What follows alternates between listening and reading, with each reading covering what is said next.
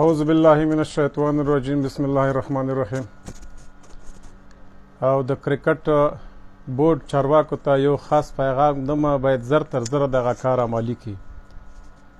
عزیز الله فیضلی، نوروز مانگل او ګلبدین نایب باید زر تر زره د شیرزاد محمدي موضوع مونږ ته روښانه کړي.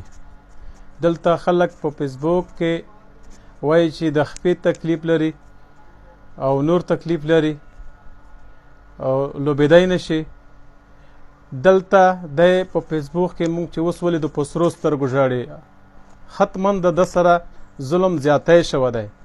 عزیز الله فیضلی، نوروز مانگل، همداسې نور د کرکټ چارواکي، ورسره ګلبدین نایب حتما باید مونږ ته په 2 ساعتو کې نه جواب راکړي. که رای نه کړو بیا به ګیله د ځان نه کوي.